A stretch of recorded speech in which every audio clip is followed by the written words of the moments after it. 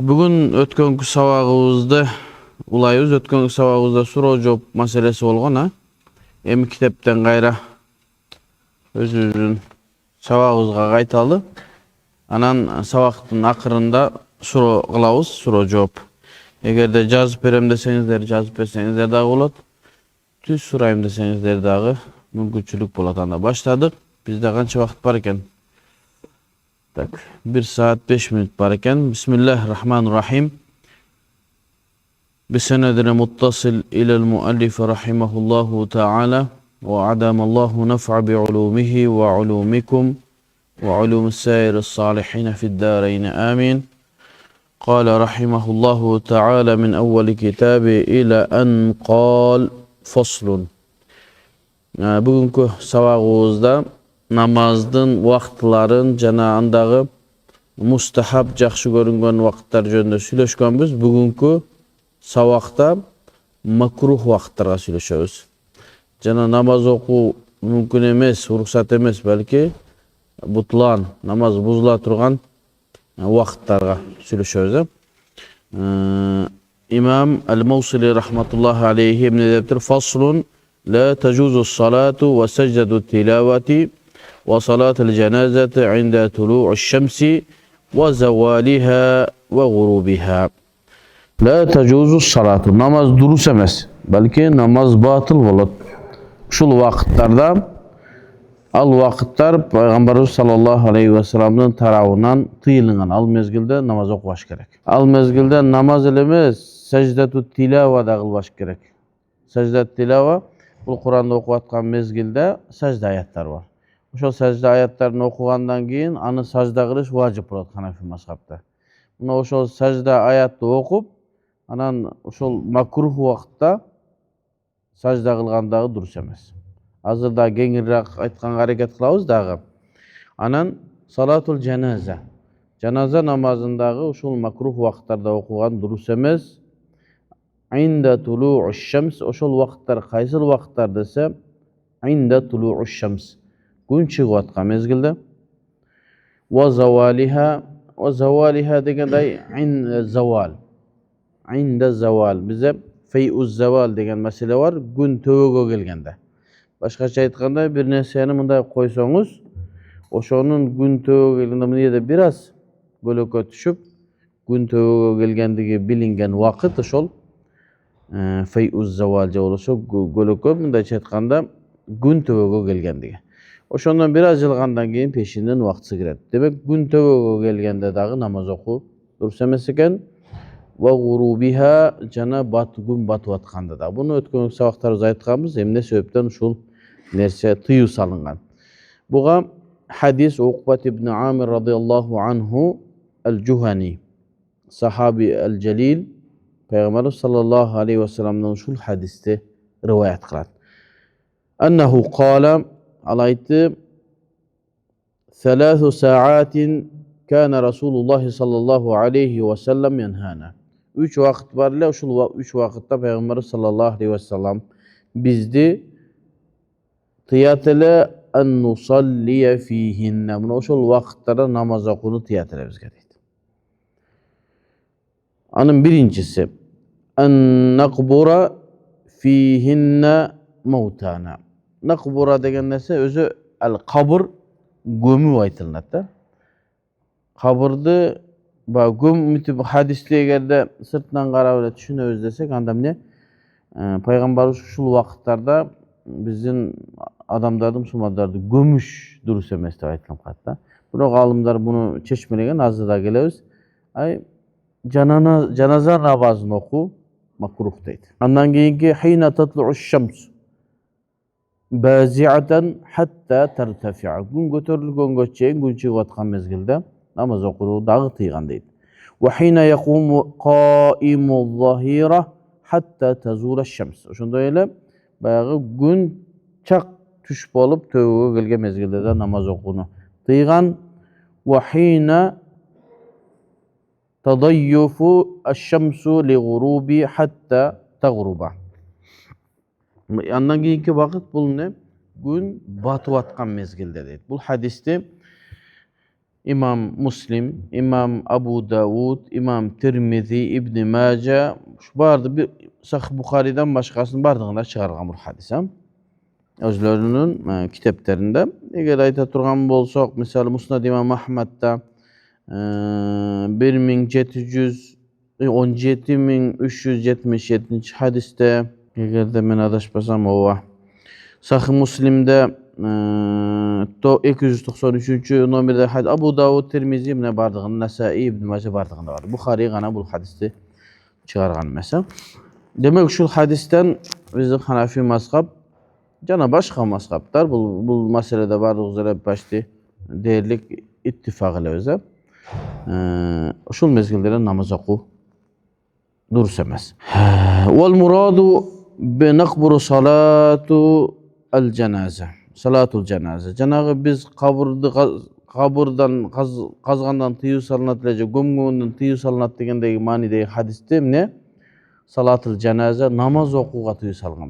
Namaz okuda bayağı gün çıkıp atkanda, gün batıp atkanda, gün tövbe gelgende namaz okugan. Bu ne oşuğa sıyınıp atkan süret kalıp kalbası üçün mına uşunday kılgan. Bu nerseni İmam Abdullah ibn Mübarek degen çoğun tabi'indağı mına uşunday kılıp çeşmelegen deydi, nakbura degende. Eğer sözümüzü salat turgan bolsa, anda ne olup kalat? Kabır kazganga olbayt, olbasa gömganga olbayt degende. Biroq hadisteki maksat bu uşul janaza namazın okuga tıyı salıngan. Biroq uşul hadiste jana nakbura dep aytılıp kalbady. İmam Tirmizi özünün El-Camiyat Tirmizi jolsa Sunan Tirmizi'nde rivayet kılgan hadiste al 1030. nomerde hadiste kadimgide ile ne degen şol neme kılganga janaza namazın okuganga tıyı salınat dep açık ele gelgendigen Abdullah ibn Mübarek'ten rivayet bolgan. Oşonda öyle dagı Abu Hafs Umar ibn Şahin degen kitabı Cenaize dagı şu rivayet kıllat. Ne? Nahana Resulullah sallallahu aleyhi ve sellem en nusalli ala mevtana. Bizin ölgen adamlarga namaz okunu tıyat ele inde tulu'u şems gün çıkıp atkanda deydi. Bu hadiste İmam Zeyla'i özün Nasbur Raya degen kitabında bayandagan. Bu hadisten maksat ne oldu? Adamlar uşul 3 vakitte namaz okuğa, sajda tilava, eğer de Kur'an okup kalgan bolsanız, Kur'an okuganda sajda ayetler gelip kalat. Ama janaza namazlarını uşul vakitlerde okuvaş gerek. Emi bunun manisi kanday? Manisini kengirrek düşündürgün hareket kılar. Misalı bir adam uşul vakitlerde oturup Kur'an okutat. Uşul vakitte okutat. Başka emas ba. Gün tövbe gelip kalganda Kur'an okutat. Je bolbosa gün çıkıp atkan mezgilde Kur'an okutat. Bilbeysin de sen. Bağımdattayın Kur'an okutasın. Je bolbosa gün batıp atkan mezgilde. Sajda ayat okup kaldın. Uşul jerde sajda kılsaң makruh bolboyt. Makruh kaçan bolat? Murda okugansın. Anan uşul mezgilge gelip sajda kılgaның tıyı salınat. Ana şunun janaza namazı dağı. Janaza namazı murda janaza gelgen. Şonu güytüp oturup uşul vakap gelip janaza okuş makruh. Biroq janaza uşul mezgilde geldi. Gün batkanda, je bolbosa gün tövbe gelgende gelip kaldı. Adamda janaza okusa tıyı salınmayt. Sebebi janaza gelüsü menen namaz oku durur. Sebebi hem ne gelse Peygamber sallallahu aleyhi ve sellem ne? Sizler tezirek janazanı okugula degen manide hadisке tazım oljadan oşoga toktolup koyalım. Misalı فَلَا تَصِحُ فِيهَا الصَّلَاةُ فَرْضًا اَوْ نَفْلًا. Bu vakitlerde farz namazlarda da, sünnet namazlarda da, nafil namazlarda okuğa tıyı salınat. İlla ma vacebe naqisan ke in şer'a fi'n nafli fiha feyasihhu ma'al karaha. Ay illa ma vacebe naqisan. İlla degen nerse uşul nerseni jokko çıgarat. Boluveret iza vacebe naqisan. Sen niyet kılgan nersen naqis vakıtta bolup kalgan bolsa. Anı kantip düşündüröbüz. Jana makruh vakıtlar şeriattın göz karasında kemçildiktүү vakıt dep aytılınat. Naqis vakıt. Anan to'liq vakıt deydi. Misal üçün Bağımdattın namazını gün çıkkandan başta Bağımdattın vakıtı girdi. Gün çıkkanga çeyin bu vakit ne oldu? to'liq vaqt bo'ldi da. Naqis emas, to'liq. Shu mezgilda bag'imdatda o'qisang bo'laveradi. Biroq kun chiqayotganda o'sha naqisga kirib ketadi. Bo'ldi, kun chiqayotganda o'qilmash kerak. Janozani o'sha mezgilda kelib qolsa o'qisa bo'laveradi degan so'z. Dag'i la tasihhu sajdatu tilova. O'shanda ele Qur'on o'qiyotgan odam sajda tilova o'qiganga da bo'lmaydi. Allati talaha qabla hadhihi al-awqat. Ondan murda vaqtda o'qigan, o peshinda o'qigan, o'sagacha o'qigan, biroq shu vaqtga kelib sajda qilishing ne bo'ladi? Makruh bo'ladi. O'sha bayonda o'tadi. Ne deydi? Li'annaha wajabat kamilatan fala tata'adda bin naqis. Bayaq yengilchilik mezgilda yaxshi vaqtda o'qigansında, demak yaxshi vaqtda sajda qilishing kerak. Amma idza talaha fi hadhihi al-awqat, biroq shu makruh vaqtda sajda tilova o'qib qolgan bo'lsang, jaza durus adauhu fiha min g'ayri karaha. Makruh bo'lsa durus bo'ladi. O'kon ayirmasini bilib olaylik. Murda o'qib turib sajda oyatini. Anan saqtab kelib shu makruh vaqtda sajda qilsang, yo'q. Sebebi sen bunday yaxshi vaqtda shu sajdani oyatini o'qigansan, o'shol mezgilda shunday yaxshi vaqtda sajda qilgan. Alem o'shonday makruh vaqtda o'qiyotgan bo'lsang, al mezgilda Qur'on o'qib tiyib solinmaydi-da. Al mezgilda sajda qilsam, hech narsa bo'lmaydi. Va la tasihhu salatul janoza. O'shonday ele janoza namozindagi o'shul makruh vaqtda o'qiganga bo'lmaydi. Allati hadarat qabla hadhihi al-awqat. Bu vaqt bo'lalikda janoza kelgan, biroq o'tirib keltirib o'shul vaqtga kelganda o'qisang makruh deydi, durust emas deydi. Bu yerda aytadi: "Li'annaha wajabat kamilatan fala tata'adda bi naqs." deb janoza masalani aytdi. Amma idza hadarat fi hadhihi al-awqat. O'shul makruh vaqtda janoza kelib qoldi. Janoza o'qilish kerak bo'lsa, jazat min g'ayri karaha. Hech qanday makruh jo'g'ida o'qisang bo'laveradi deydi. Li'annaha uddiyat kama wajabat. O'shul mezgilda milliyatda bo'lib qoldi. Janoza o'qu. Demak qilaveramiz. Qancha aytamiz o'shul mezgilda milliyatda bo'lib qoldi desa, idil vujub bil hudur. Janoza keldi, demak janoza o'qish milliyatda bo'lib qoldi. Sebebi Payg'ambar sallallohu alayhi vasallam janozani kech qoldirmag'lar degan buyruq var. Afdalu kelgandan keyin darov. O'shoning uchun nima sababdan biz o'lgandan keyin o'likni qiynavasdan tezroq yerga beraylik degan maqsad. Nega desa, o'shol o'likning, mayitning hurmati tezroq yerga berish kerak. Emne hikmat bor, emne sababdan tezroq yerga berish kerak. Sebebi biz yaxshi ko'rgan inson issiq kun bo'la boshqa kunlarda biroz tursa, al qarayib boshlaydi. Jittanib boshlaydi.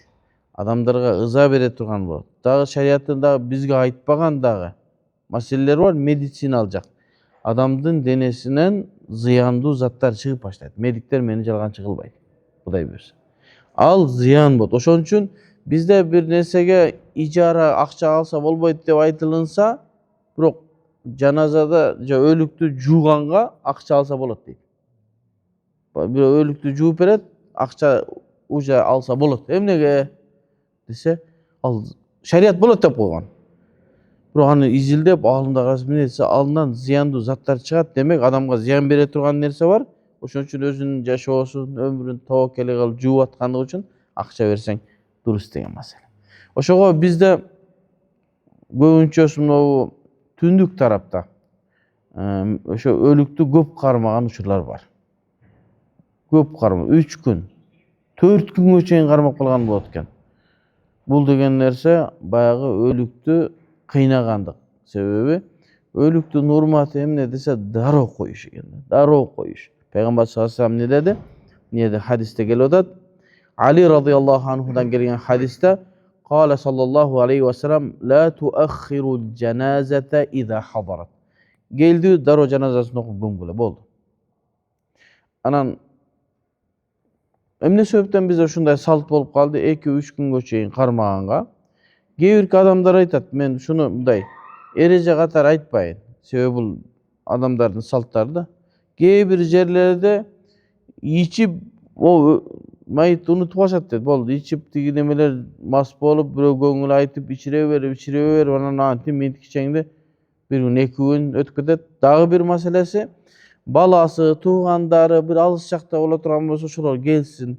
deb күтүп калган. Анан топурак салсын же башка деген маселе. Бизде шариатта туугандары келсин деп өлүк күтүлбөйт. Бул салтыбызда күтүлөт, шариатыбызда андай нерсе жок. Бесеге сахабаларга алыска кетип эле ошол жакта динди жеткизип жүрүп эле табииндер динди жеткизип жүрүп ошол жакта өлүп кетти. Эч ким барган жок, анын аркасынан бар топурак салганга деле. Эми биздин салтыбызда бар экен, бирок ошол чектен чыкпаган абалда болсо, шариатка да каршы келбеген абалда, өлүктү да кыйнабаган абалда, анан чектен чыкпастан. Эмне себептен өлүктү карайып кетсе, жыттанып кете турган болсо, жаназа жүрбөй калуу коркунучу бар. Эмнеге? Себеби жуугандан кийин дароо жаназаны окуп, ошол себептен майытты, өлүктү жууганы киргендер билет, мындай ичин басып, мындай тургузуп, кичине ичин басат. Анча мынча ашыкча нерселер болсо чыксын. Себеби кийин жуунуп, кепинденип, нары бери көтөрүп атканда бир нерсе чыгып, кепинге нажас болуп кете турган болсо, кайра тазалаш керек болуп калат. Себеби аны эмне кылат? Жаназа окулунат да. Жаназа таза болбойнчо окулунбайт. Ошого эгерде ысыктын күнүндө кармап отура берсек, о сен урмат кылып кармап тиги тууганын баласы келсин деп кармап отурсаң, тиги жаназа буйрубай калат тигиге. Карайып, ичи шишип, сасып кете турган болсо, болду, жаназа буйрубайт. Көмөсүң анан. Ким себепчер, ким күнөөкөр? Биз, туугандар күнөөкөрбүз. Ошон үчүн өлүктү кечиктирбестен тезирээк койгонго аракет кылсак. Эми болду, анын шунчадан бери урмат кылбаган, шунчадан бери эстебеген, эми өлгөндө көргөнүң ал урмат эмес. Урмат анын тирүү мезгилинде. Атаң урмат кыласыңбы? Анын тирүү мезгилинде урмат кыл. Ошо тирүү мезгилинде жылкы сой, ат мингиз, саат алып бер, телефон алып бер, чөнтөгүнө акча сал, тирүү мезгилинде ата энеңди урмат кыл. Өлгөндөн кийин 70 жылкы сойсоң деле атаңдын тирүү мезгилинде урмат кылгандай урбайсың. Бирок эми күтүп, ушундай кылып урматсы эмес, кайра мынау каза болгон инсаныбыздын жаназасын жарабай калуу коркунучу бар. Ошон үчүн өлүктү жууп атканда тазалап, анча мынча нерсе чыгып кетпесин, жаман суулар чыгып кетпесин деп туруп, тез алып чыгып жаназаны окуйбуз керек. Жаназаны окугандан аны апарып, анан өзүнүн аманатын беребиз. Ошого араб өлкөлөрүндө бул көбүрөөк дин менен жашагандыктан болду, эртең менен каза болду, кечинде кое бер, болду. Аны кармаганыңда кандай? Бизде Жалал Абадта ушундай абалдарды көргөм. Каза болгондон кийин күндүн ысык, беде ооруп келип, курсагына басып, курсагы шишип баштайт. Ошону сактап калайын деп. Карайып кетет. Мен көрдүм кээ бир жерлерде жаназага барып жакыныраак туугандарыбыз барып эми бетин ачып карап коесуң да. Карайып кеткен да. Ысыкта туруп. Жаназа жарабай калат. Жаназа өтпөй калат. Ошон үчүн эми мына хадиске, маселеге жараша гана келип калганда айтып атабыз. Анан ошол маселени дагы өткөндө дагы айтканбыз. Жана тырмак чаптаган маселе. Каш чаптаган, неме, кирпик чаптаган маселелер. Өлүм айтып келбейт. Азыр жашап атабыз, суу ичип атабыз, сабак угуп атабыз. Жарым сааттан кийин, 1 сааттан кийин, 1 мүнөттөн кийин ким эч ким билбейт. Анан ошентип баягы чапталган боюнча бул дүнө өтүп кетсе, аны жууш үчүн муну алыш керек болот. Анан өлүп калган кызды анан кийин ошону дырылдатып, анан тырмагын алып отурган. Сага да жаман, анын ата энесине де жаман. Өлүккө да урматсыздык. Эми аны ким келип кылат? Эми өлүп калган кыздын колун чыгарып алып, же аялдын тырмагын тазалаган. Ошон үчүн өзүбүзгө таза бололу. Даяр бололу, дайыма өлүм качан келет, даяр бололу. Кой жошо тырмак чаптагандан кийин сулуу болуу, билбейм кайсы эркектин көз карашында ошол сулуу да. Менин көз карашымда тырмак чаптаган жасалмачылык сулуулук эмес деп билем. Жана мага бир кыз келди. Муфтиятта фатва бөлүмүндө. Кирпиги мынантип жөнөчү. Тырмак мынанчы. Кече bir 10 gün burada kelgen. Talak maselesi menga kelген eкен, aytdim, ökөөң эки башка жашайсың, намазды окуп, даярданып келгиле, мен китеп карайын маселеңе. Шарты onu kirpiğingdi тазалап, немеңди, тырмагыңды алып кел. Кайра bir videoda kayra kebete suuk болуп калып атат да жана мурда сонун эле өзү Кудай жараткан эмес.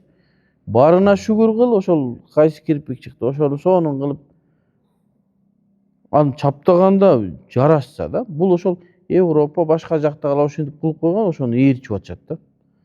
Жөн эле көрө эле ээрчип атат да, моундай болуп жүрөт. Жада калса аялдар өзү көп телефон кармайт, ошо телефонду ham кыла албай кыйналып атышат мындай кылып чекеси мененчи. Мындай кылса тийбейт да баягы бир нерсеге. Анан мен айттым бир, кыздар, ошону алып эле койгула, телефонду көбүрөөк караганга мүмкүнчүлүк болот. Мына мен кыйналып калып атасың, өзү алар көп карайт. Мынантип отурбай тез карап каласыңар. Чапташтын кереги жок. Ошол жаназага буйрубай калуу коркунучу бар. Эртеңки мезгилде. Өлгөндөн кийин тезирээк коюш керек. Анан жаназа келгенден кийин кайсыл убакытта болсо дагы жаназасын окуш керек. Бирок бир гана мурда келип, макрух убакытка келип калса кичине күтүп туруш керек болот. Ал күтүп туруу эмне? Кечиримдүү гана убакыт. Андан кийинки маселе илля асра яумихи индал гуруб. Эми дагы бир эреже. Bir adam asırın okubay kaldı. Asırın okubay kalıp geçiyip ketip karap kaldı. Nasat medyanı karasanız 3 minuttan keyin Şam'a azan aytılar. Allahu Ekber dep namazga uyup kaldınız. Asırga. Bir reketini okuyandan tırınk dep kat geldi. Şam'a. Boldu Şam'a azan aytı öse de asırыңды бүтүрө бересиң, ошол асырың ада болот, каза эмес. Бир рекетке жетишип калган. Ошол үчүн эмне? Илля асра яумиха индал гуруб деди. Күн батып атканда асыр намазын ошол убакытка окуп калсаң макул деди. Бирок багымдатка болбойт. Ханафи мазхабта. Багымдатка карадың 2 мүнөт калды да багымдаттын күндүн чыгышына. Bir reketini okugandan gün çıkıp ketти, багымдаттың батыл болду, казасын окуйсуң. Экөөнүн айырмасы кандай болот? Экөө окшош болуп атпайбы? Ханафилер эмне себептен экөөнү бөлдү? Буга болот, буга болбойт. Десе, алымдар айтат, себеби убакыт, алымдар мынау толук кандуу убакыт, мынау макрух убакыт, анан мынау арам убакыт, анан кайра убакыт деп ушинтип бөлүп койушкан. Şam namazında asırda bitip gelip durup Şam'a girişim menen Allahu Ekber degenden kayra son vakit gelip başlayt da. 1-2-3 sekund elede aram vakit, janagı namaz okuganга durus emес, makruh vakit баягы. Так айта турган болсок, күндү караганыңда күндүн нуру көзүңдү уялтпай калса, ошондо макрух vakit күн батканга чейин ошо макрух vakit ошо. Durus эмес vakit. Бирок багымдатты ушундай асырды окусаң, баягы күн бата элек да, макрух убакыт. Ошол жерде баштап калдыңбы, ошо бүтүп кетсе деле асырың боло берет. Шам азан айткандан кийин шамдын таза убактысы келип атпайбы? Аркасынан жаңы убакыт келгендиктен макрух убакытта баштагансың, ортосунда кичине туура эмес убакыт болуп кетти. Анан кайра толук кандуу шамдын убактысы киргенден кийин таза убакытта улантып берсең болот деген эрежени. Бул хадис дагы бар. Түшүнүктүүбү? Себеби макрух убакытта баштап кийин шам азан айткандан кийин толук кандуу убакыт келди, ошол убакытта окупса боло берет. Багымдатка келе турган болсок, багымдатты бир рекетин окугандан кийин күн чыгып кетсе, багымдат жарабай калды. Эмнеге жарабай калды десе, ошондой толук кандуу убакытта баштагансың сен. Асырды болса накыс кемчилик убакытта кылып атасың. Себеби күн батайын деп атканда кемчилик убакыт. Кемчилик убакыт барып туруп толук убакытка кошулуп кеткендиги үчүн асыр дурус болду. Ал эми багымдатта болсо толук убакытта баштап атасың, күн чыкканда вообще намаздын убактысы жок ал жердечи. Жөнөкөй убакыт дейт да. Күн чыкканда намаз, эч бир намаздын убактысы жок. Себеби пешин 12-ден 15 өткөн же 20 өткөндө келет. Ошон үчүн жанагы толук мезгилде убакыт башталынган багымдат намазы кийин дагы бир убакыттын ичине кирип кетсе, уланып кетсе болот болчу да, кийин намаз окууга мүмкүн эмес убакытта кирип калгандыгы үчүн багымдат жарабай калат. Бирок имам Сугди деген чоң аалымдын bir fatva kitabinden bir meseleni okudum. İmam Suğdi'din. Azırkı mezgilde uşul nerseni mınдай awam, karapayım adamlarga Şunu okuy bергile dep aytabыз дептир фатвада. Ошон үчүн мазхаб башка, фатва башка. Мазхаб бул чыныгы толук кандуу эреже. Фатвада абалга карап берилет. Эгерде карапайым адамдар азыр намазга суз болуп калды, азыр мен таң калып атам да, мага фатва бөлүмүнө кирген адамдарды сурасаң, намаз окубагандар, намаз окушпайт. Намаз окубагандык жөн эле нерсе. Эмне намаз окубайсың десең, жөн эле дейт да. Эмшеде адамдарыбыздын жарым намаз окубай аткан мезгилде, майыл бирөө кичине намаз окуп аткан мезгилде ушундай болуп калса, намазын окуп кое берчи. Баштап аткан бир рекетин баштасың, эки рекетин бүтүрүп кое берчи, бисмилла кой. Жок, казасын окуйсуң десең, ал окубайт, калып кетет ошо бойдон. Деп имам Сугди ушинтип фатва берди. Бул жалпы адамдарга эмес. Бир жанагындай жаңы намаз окуп аткан баштап атканда ушинтип атса, окуп кое берсең деген асен. Бирок мазхабта анда казасын окуш керек болот. Маалымат катары гана айттым, Пайгамбар саллаллаху алейхи ва салламдын хадиси келиптир. Бул хадисти Абу Хурайра радhiyallahu anhu риваят кылыптыр. Анна Расулуллах саллаллаху алейхи ва саллам кал: "Ман адрака рак'атан минал асри." Кимде ким аср намазынан бир рекетке жетишип калса, "Qabla an taghriba ash-shamsu." Күн батканга чейин, "Faqat adraka al-asra." Акыйкатта ал асырга жетишиптир дейт. Болду, күн бир рекетине жетишип калдыңбы? Андан кийин шам казан айтып ийдиби? Акыйкатта сен неге асырга жетиштиң дейт. Буну муттафакун алейхи Бухари, Муслим өзүнүн сахих китептеринде баяндаган. "Ва ла ютанaffalu ba'da al-fajr hatta tatlu'a ash-shamsu." Андан кийинки эреже нафил намаз окулунбайт ba'da al-fajr. Фажрдын фарызы окулунгандан кийин. Же болсо ba'da al-fajr дегенде, я Алла, азан айткандан кийин дейлик. Багымдатка азан айтылгандан кийин нафил окулунбайт. Бир гана ошол күндүн багымдаттын сүннөтү гана окулунат. Башка сүннөт окулунбайт. Ошон үчүн эмне? "Вала ютанaffalu ba'da al-fajr." Ba'da al-fajr деген ай ba'da dukhul waqt al-fajr. Башкача багымдат намаздын убактысы киргенден кийин окусаң, багымдаттын сүннөтүн оку, башка сүннөт окубайсың. Hatta tatlu ash-shams. Күн чыкканга чейин. Күн чыгып дейт, найза бою дейт. Илгеркилер баягы убакытты бир нерселер менен өлчөгөн, найза бою деген найзаны мынтип караганыңда канча көтөрүлөт, алыстан караганда мындай найзадай. Башкача айтканда 9-10дорго. Күн көтөрүлүп калгандан кийин анан окусун дейт. "Вала ba'da al-asr hatta taghruba." Ошондой эле аср намазынын фарзын окугандан кийин дагы шамга чейин нафил окулунбайт. Ошол себептен эмнесинде Ханафи мазхабта баягы кыштын күндөрүндө жайдын күндөрүндө асырды кичине кечиктирип окуган жакшы деди. Макрух убакытка барбастан кечиктирип. Эмнесе? Андан мурда нафил окуганга мүмкүнчүлүк бар. Азан айтылгандан кийин, окулгандан кийин аср окуган аркасынан нафил окуганга болбойт. Шамга чейин нафил окуганга болбойт. Демек, "Вала ютанaffalu ba'da al-fajr hatta tadlu'a ash-shams." Күн чыкканга чейин, "Вала ba'da al-asr hatta taghruba." Неге хадис бар бул боюнча. Ал хадисти ким риваят кылган? Абу Саид al-Khudri radhiyallahu anhu риваят кылыптыр. Бул хадисти пайгамбарыбыздан риваят кылып ушундай дейт: "Нахана Расулуллах саллаллаху алейхи ва саллам анис салати ba'da subhi hatta tulu'."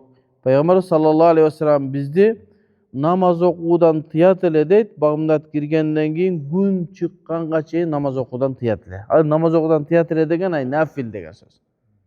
Багымдат анын сүннөттөрүн окуйбуз да. Анан бул хадисти окуп алып пайгамбарыбыз тыят деп туруп ашы окубай коебуз деген мааниде эмес.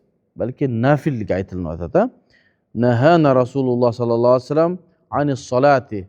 Анис намаздан дегендеги алиф лам ал-ахдия. Башкача айтканда ай нафил деген сөз. Ba'da subhi багымдаттан кийин hatta tulu' күн чыкканга чейин. Күн чыгып көтөрүлгөндөн кийин окуйт. "Wa anis salati ba'da al-asri." Аср намазынан кийин да намаз окууга тыюу салаты hatta al-ghurub күн батканга чейин. Равахун Насаи, имам Насаи өзүнүн Сунан китебинде 5066 хадисте баяндаган. Демек, ушул нерсеге көңүл бурушубуз керек.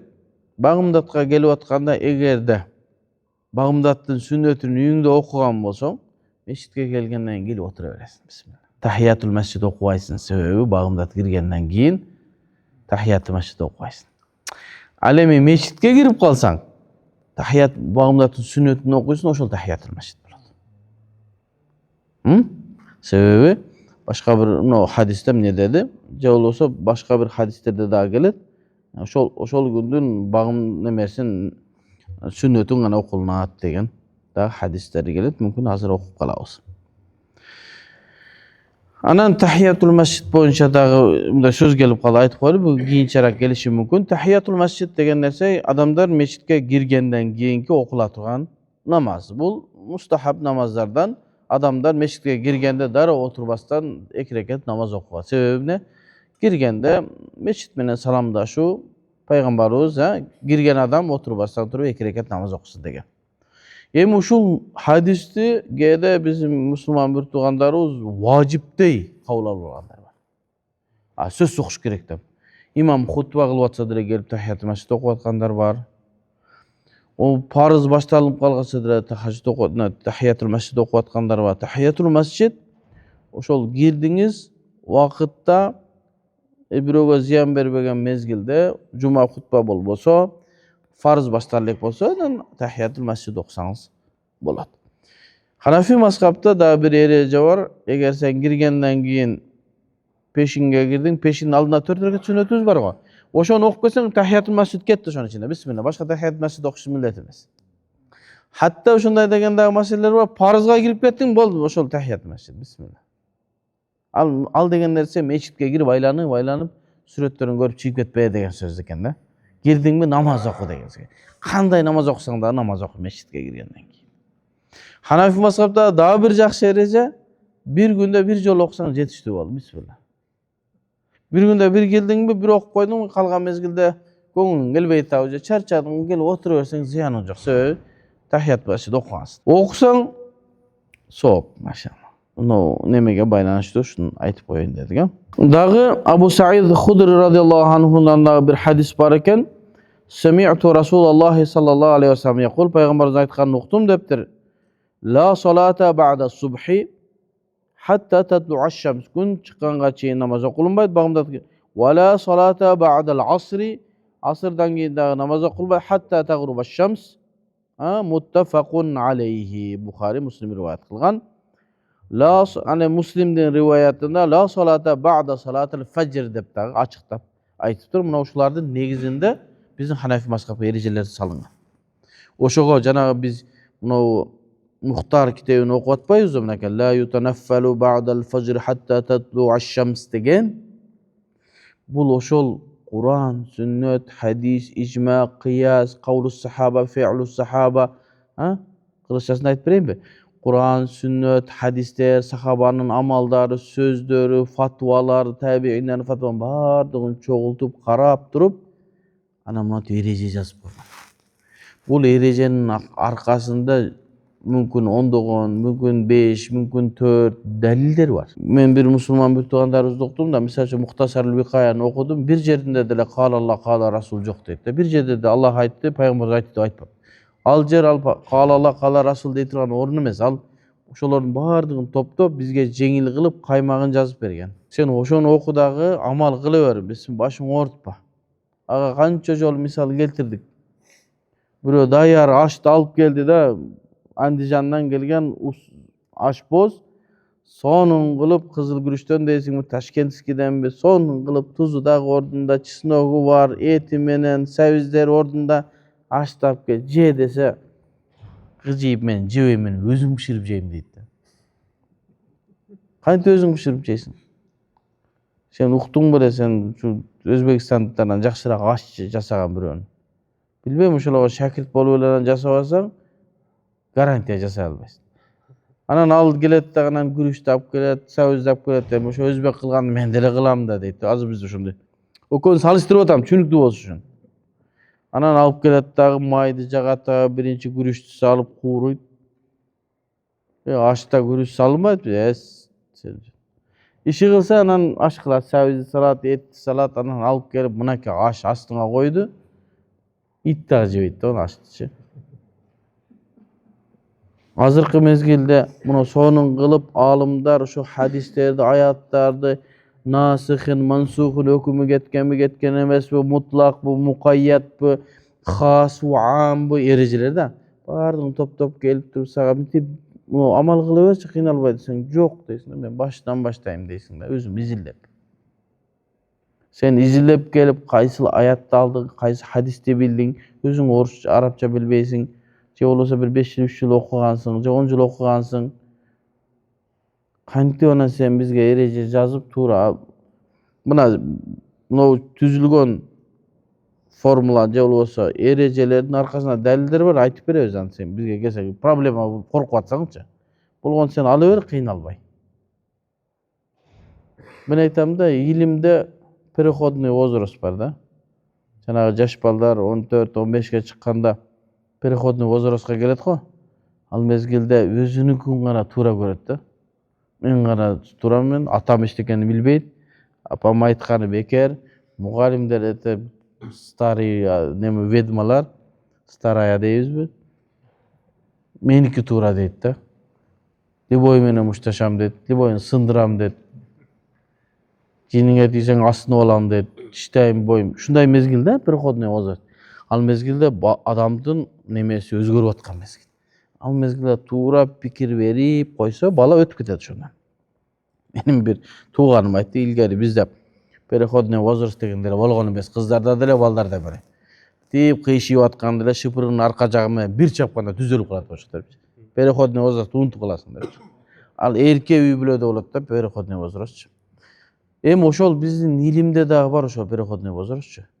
Адам бир 7 жыл, 8 жыл, 10 жыл окуганда баштайт. Мындай. Так, кайсы китепти алсам эле окуп түшүнүп атам мен. Анан алымдардын каталары көзүңө көрүнүп, анан эл билбеген нерселерди сүйлөгүң келип, жаңы маселелерди, эч ким айтпаган маселелерди айткың келип, анан бирөөлөр менен талашкың келип, тийишип, ушинтип баштайсың да. Ал ошол 10 жыл, 11 жыл, 12 жыл окуганда келет илимде. Анан дагы кичине окусо өтүп кетет онда. Анан бир аздан кийин мен эчтекени билбейт экенмин, акмак экенмин. Дагы көбүрөөк окушум керек экен дейт. Биздин көпчүлүк мына талиб илимдер ошо переходный возрастка жетип, жетпей эле келе берип атышат да. 7 жыл, 8 жыл, 10 жыл окуп эле келе берет.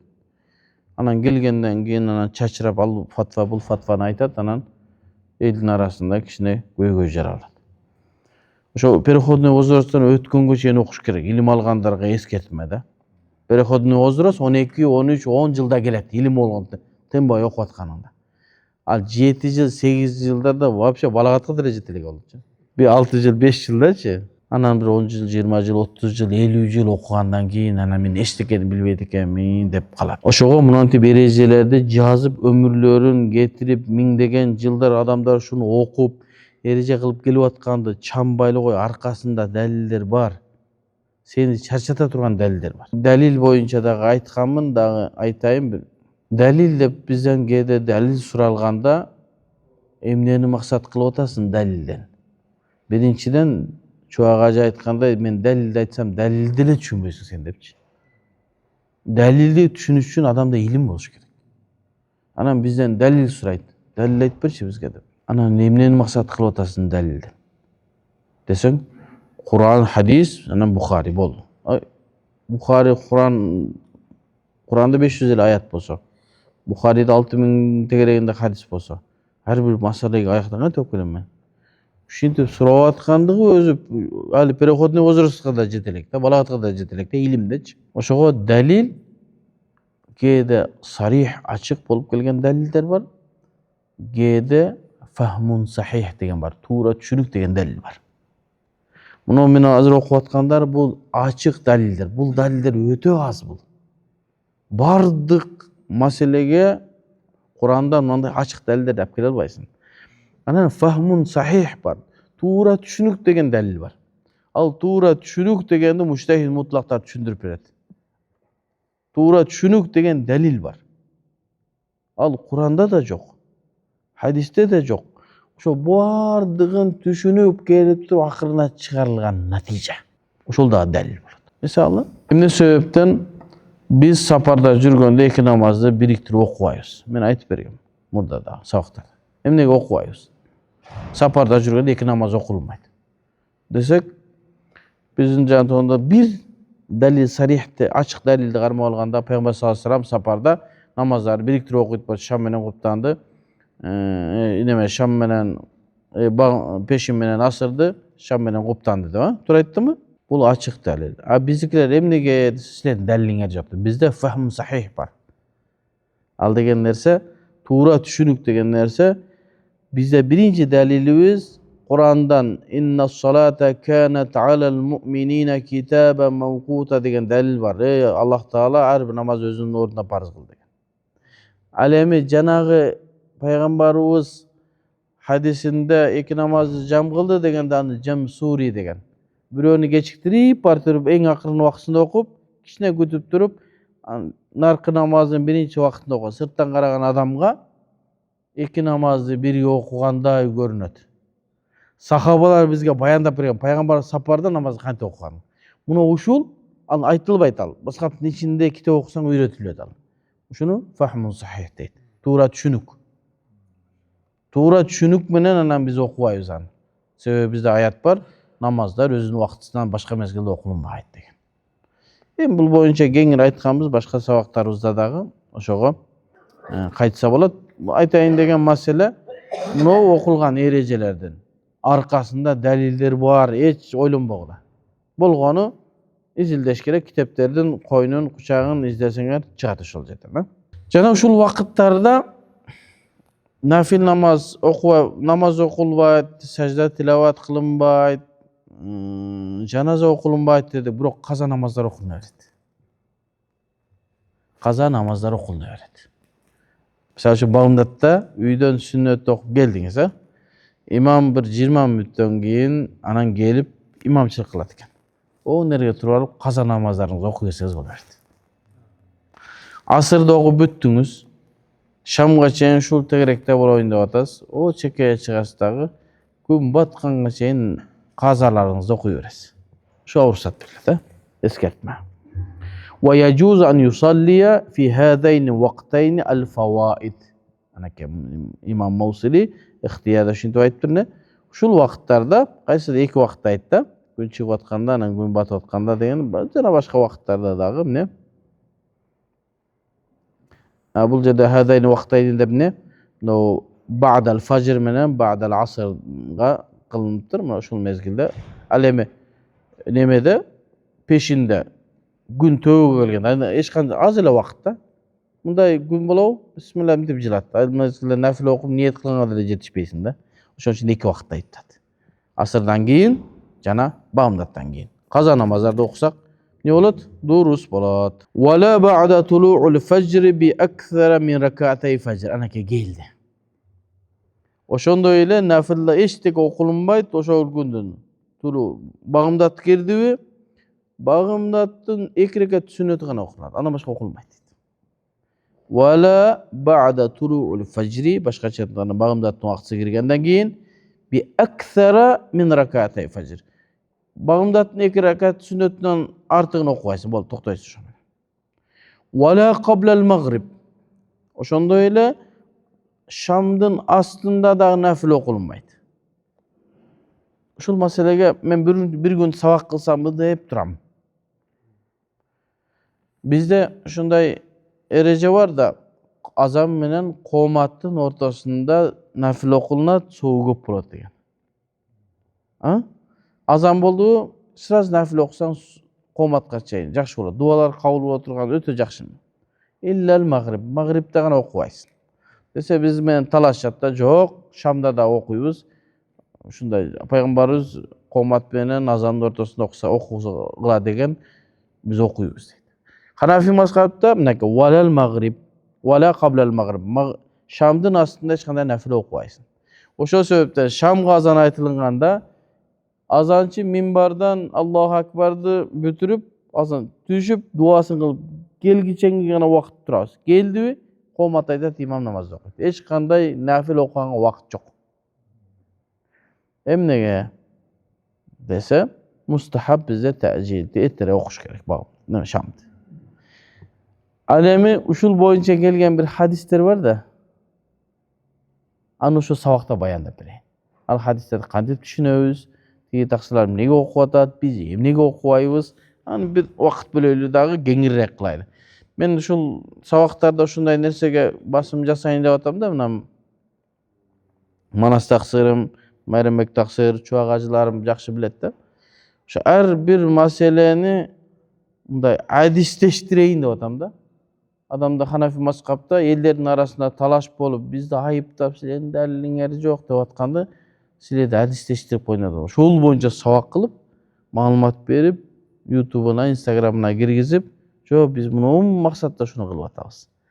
Шул максатта Ханафи мазхаб эреже кылган. Мынау далилибиз, мынау сахабанын сөзү, мынау Абдулла Асуд, мынау пайгамбардын сөзү, мынау Абу Ханифанын фатвасы деп түшүндүрүп коюлат. Жөн эле маселе эмес. Мынау жазылган эрежелер жөндөн жөн.